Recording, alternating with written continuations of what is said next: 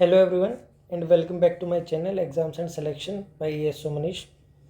I hope कि आप सबकी प्रिपरेशन अच्छी चल रही होगी क्योंकि अब अराउंड 85 डेज़ हमारे पास हैं CGL प्री के लिए और उसके बाद हमें अराउंड मिलेंगे 60 to 70 डेज़ मैक्सिमम मान सकते हैं, मैक्सिमम एंड पे मेंस के लिए।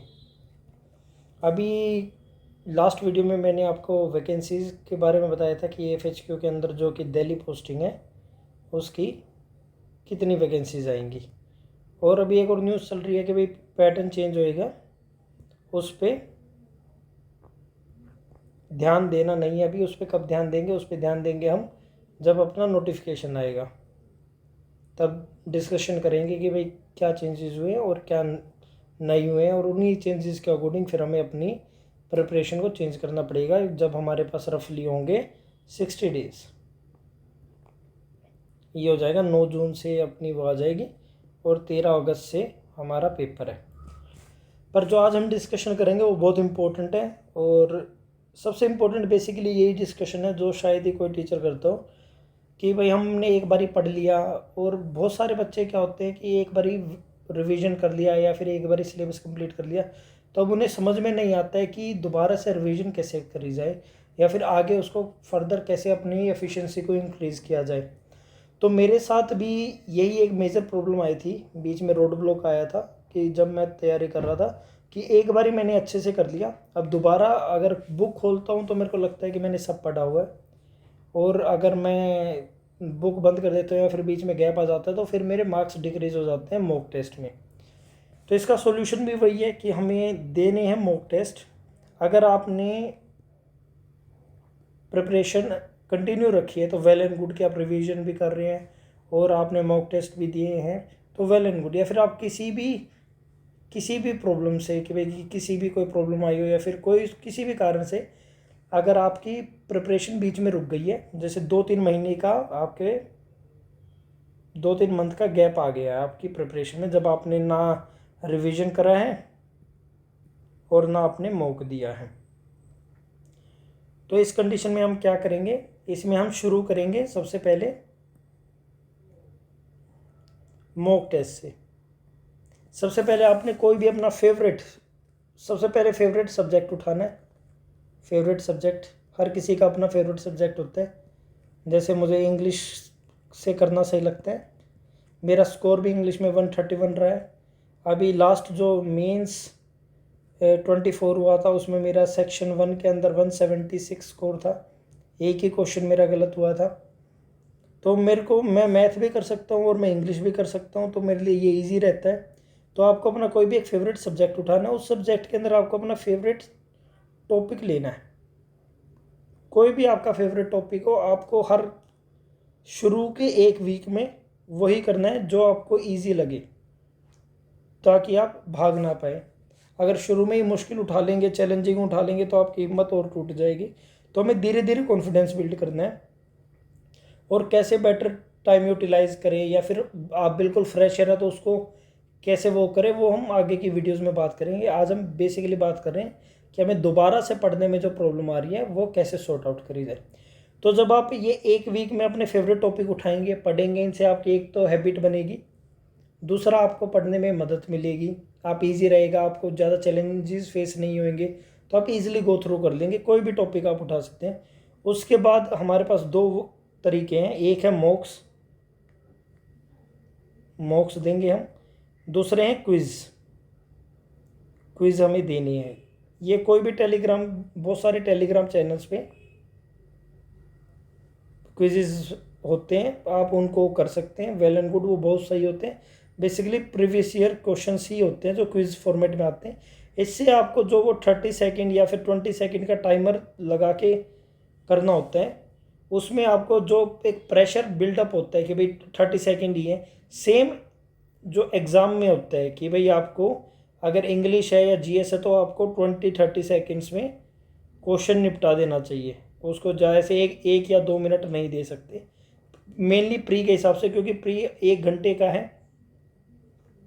उसमें आपको जल्दी से जल्दी इंग्लिश और जीके ख़त्म करनी है, ताकि मैथ और रीजनिंग का ज़्यादा से ज़्यादा यहाँ पे मैक्सिमम टाइम निकाल सकें आप। नहीं तो अगर इनका टाइम नहीं बचा तो आप ऑलरेडी रेस से आउट हो जाएंगे। तो हमने क्विज़ का देख लिया। क्विज़ आपको बहुत इजी होते ही हैं, 15-20 मिनट के एक क्विज़ होता है। ये आप जब भी फ्री हो या आपका पढ़ने का मन नहीं है तो एक निकाला और क्विज़ कर लिया। फिर जब आपने क्विज़ कर लिया तो उसके अंदर कुछ क्वेश्चंस आपसे नहीं होंगे, कुछ क्वेश्चंस गलत होंगे, तो उसका एनालिसिस करना है।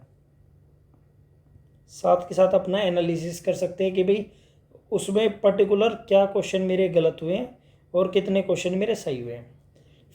फिर आता है, जैसे पहले नंबर पे लिखा था मॉक्स।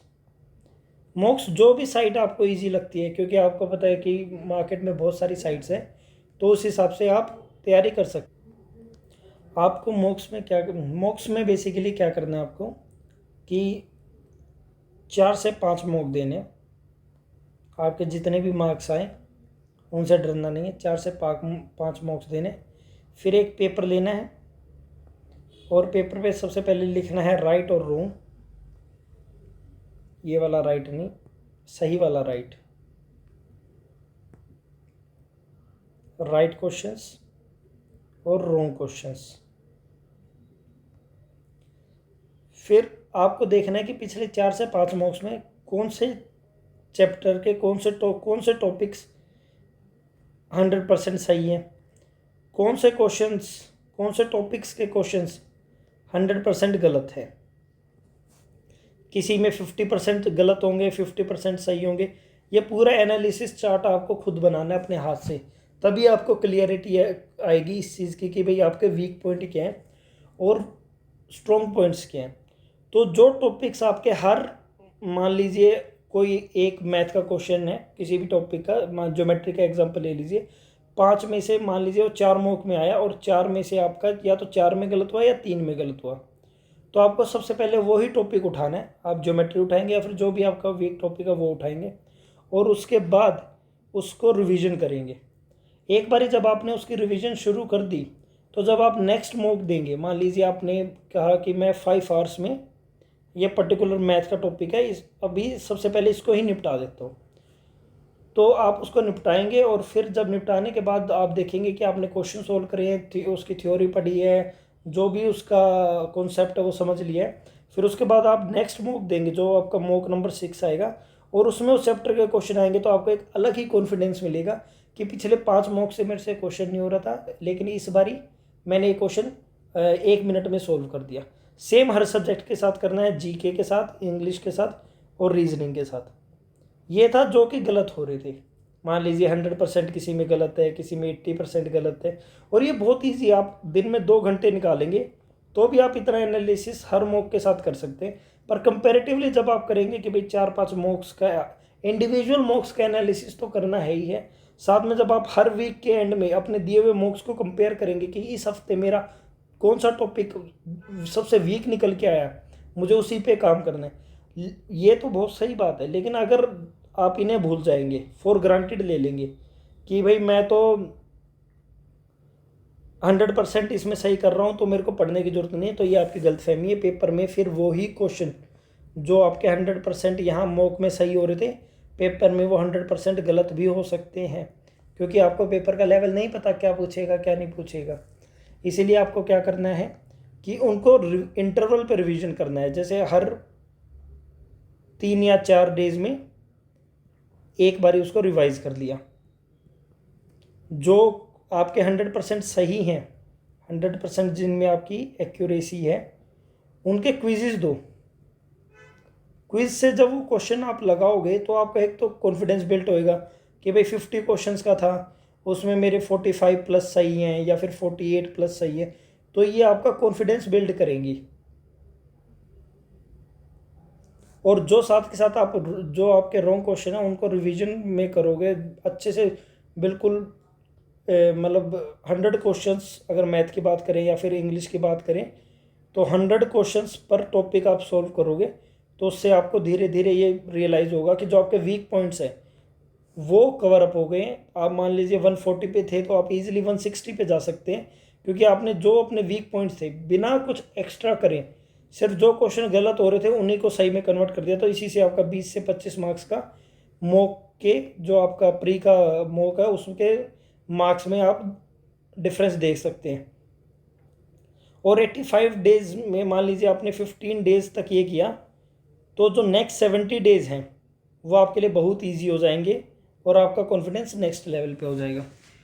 तो ये थी मेरी तरफ से आपके लिए सजेशन, एक एडवाइस कि आप ऐसे दोबारा से अपनी तैयारी शुरू कर सकते हैं।